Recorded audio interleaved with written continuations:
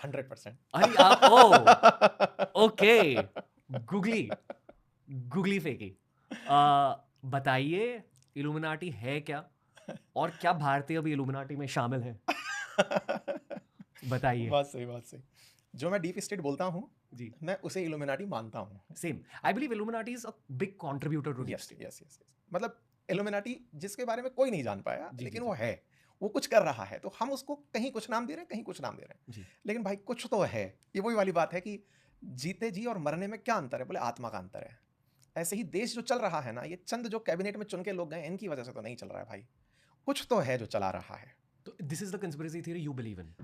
Conspiracy से ज्यादा मैं नीड मानता हूँ इसे यार। नीड नीड है ये दुनिया के लिए? दुनिया के लिए। तो इल्यूमिनाटी जरूरी है दुनिया के लिए? यार नेगेटिव साउंड होता है ये सुनना कि कॉन्स्पिरेसी की बात होती है इल्यूमिनाटी के अंदर। ये बहुत ऐसा साउंड होगा कि मैं ये लाइन बोलूंगा, लेकिन पॉइंट ये है सरकार के बियॉन्ड भी कुछ है, ये फील होना बहुत जरूरी है। 2 layers deep puppet हाँ, master। एक कोई आदमी ऐसा जो आपको फील करना पड़ेगा। जैसे जैसे जैसे जैसे मैं अभी फिलहाल की सरकार के बारे में बताऊं, हम लोग जब बहुत ज़्यादा राजनीति को डिकोड करते हैं तो हमें फेस पे दिखाई देते हैं मोदी जी के कुछ चारों तरफ ससीप सलाहकार। लेकिन थोड़ा और जो हमारे इंडिया में लोग जानते हैं, वो समझते हैं कि पॉलिसी बहुत ज़्यादा अलाइन है इनकी आरएसएस से। यानी कि उनका एक साइड अंदर आरएसएस है, जो अब वर्ल्ड भी जानने लगा है, और वो बहुत खुलेआम अब दिखता भी है।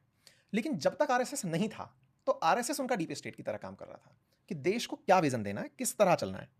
हमारे देश में चूंकि फाइनेंस अभी बहुत बड़ी दिक्कत है, डीप स्टेट की जो सबसे बड़ी पावर है वो पैसा है। जिस दिन हमारे पास पावर होगी, हम दुनिया पर स्वतः ही राज करने लगेंगे। ये ट्रंप जैसे लोग टिकेंगे नहीं, मतलब ट्रंप तो खैर बचेगा भी नहीं, लेकिन अमेरिका कहीं नहीं खड़ा हो पाएगा। ये जर्नी बताती है कि 75 ईयर में हम कहाँ से और कहाँ निकल कर आ चुके हैं। टॉप थर्ड इकोनॉमी बनने जा रहे हैं, इसका मतलब हम सोने की चिड़िया थे और बनने की राह पर हैं।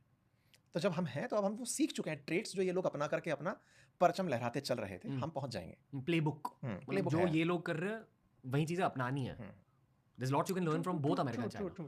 Okay, हमने 2 layer deep puppet mastering की बात करी। जैसे बांग्लादेश का chaos शायद अमेरिका ने कॉज करा। अमेरिका 100%। यानी कि deep state.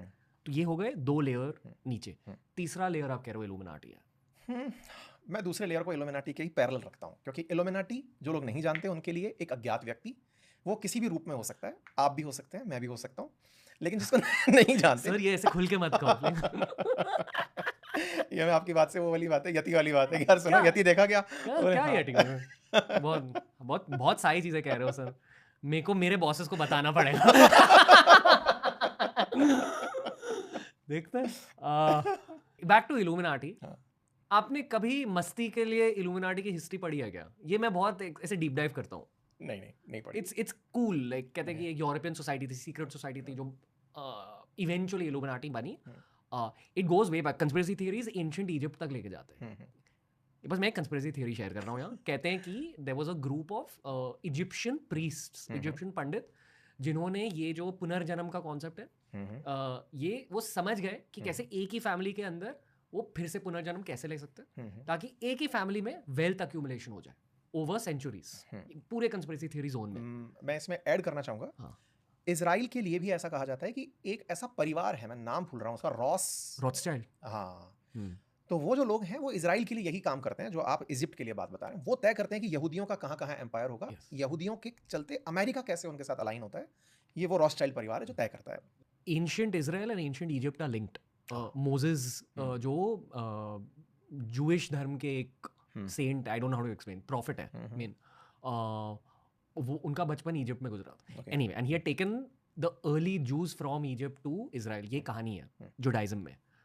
Anyway, the basic logic is that एक पावरफुल ग्रुप ऑफ पीपल है जो दुनिया के पूरे पैसे को और दुनिया के जियोपॉलिटिकल डिसीजंस को गवर्न कर रहे हैं हजारों साल से, ना कि 100 साल। सत्ता हमेशा चंद लोगों के द्वारा ही चलाई जाती है। और उसके लेवल हमेशा यही होते हैं, कुछ फेसेस होते हैं, कुछ पीछे होते हैं। So are they in favour of America right now और चाइना, और are they only in favour of themselves?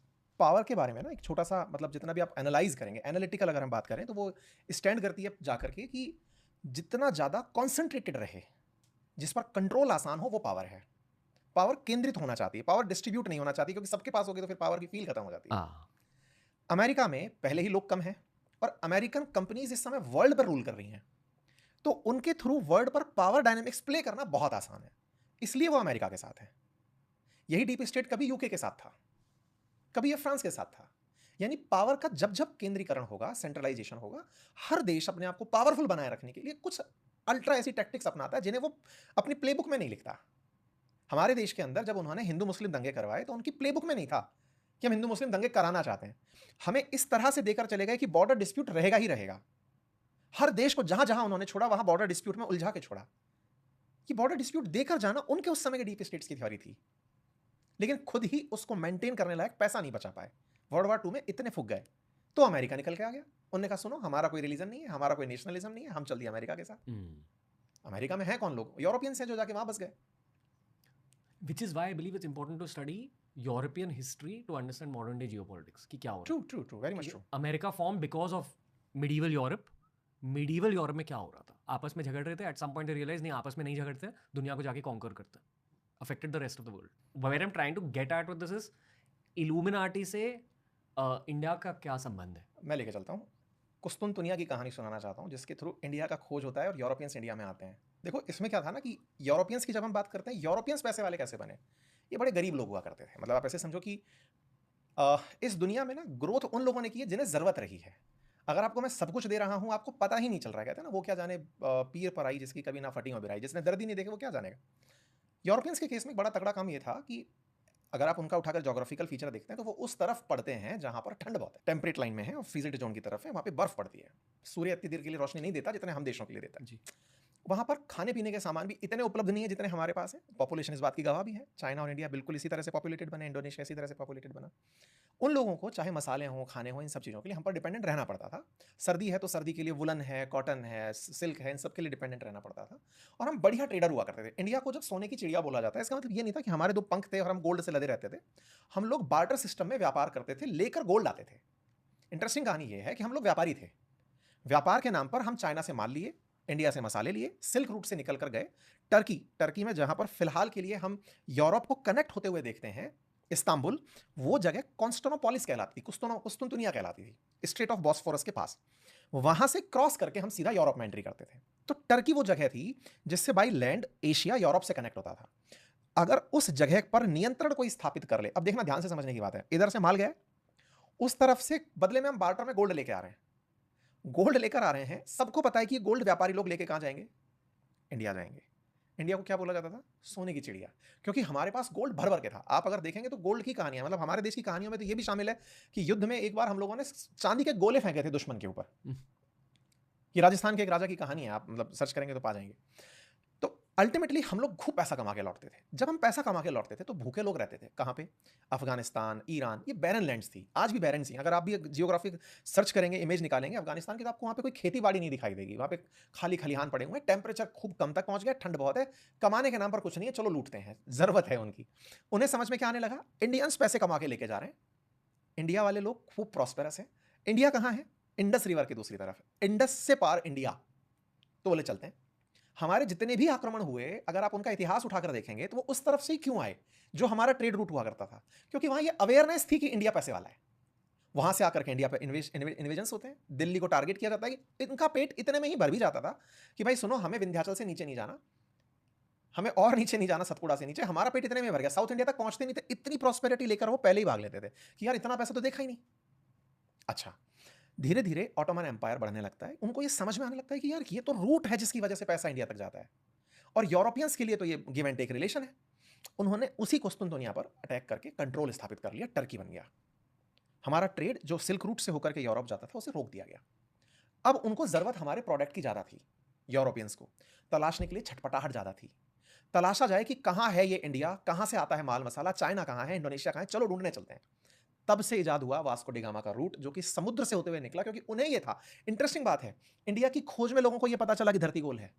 मतलब समुद्र के उस पार से घूमकर जाओगे तो भी इस तरफ पहुंच जाओगे, समुद्र से सब कनेक्टेड है। ये इंडिया की खोज है एक तरह से, समझिए आप। खोजते हुए दक्षिण की तरफ अंटार्कटिका निकले, Cape of Good Hope South Africa होते हुए फिर इंडियन ओशन में पहुंचते हुए इंडिया पहुंचे, और उनको लगा कि ओ माय गॉड, ये है। दक्षिण भारत में पहली एंट्री तब हुई जब उत्तर भारत से वो वाले रास्ते बंद हो गए। जब दक्षिण भारत में आए, कहते हैं कि वास्को डी गामा जब यहां से माल लेकर लौटा तो कहते हैं कई 100 टाइम्स उसने रेवेन्यू जनरेट किया यूरोप पहुंच करके अपने उस माल से। तो यूरोपियंस प्रॉस्पेरस नहीं थे, उन्हें जरूरत ने भारत तक पहुंचाया। भारत में जब वो पहुंच गए तो व्यापार उनका बेसिक करेक्टर बन गया कि इंडिया से माल उठाओ, ये बिल्कुल वही है। इंडिया में भी आज एक्सपोर्ट इंपोर्ट करके बहुत बड़ी कंपनियां खड़ी हो गई हैं। चाइना से सस्ता माल लाओ, इंडिया में बेचो, पैसे बनाओ। सोच कर देखो कि उस समय इंडिया से कच्चा माल ले जाओ, यूरोप में बेचो, पैसे कमाओ, वहां के लोग धन्ना सेठ बनने लगे, वहां एक क्लर्जी ग्रुप तैयार होने लगा, एक क्लास पैदा होने लगी जो व्यापारी थी। शासन करना सीखना शुरू हुआ कि कंट्रोल करो चीजों के ऊपर। इंडिया से कच्चा माल रुकना नहीं चाहिए, चलो वहीं पर चल के उसको अपनी कॉलोनी बनाते हैं। तो जो आपने अभी लाइन बोली कि कैसे ये आया इल्यूमिनाटी, मैंने तो आपसे कहा कि राज की जरूरत से आई थी।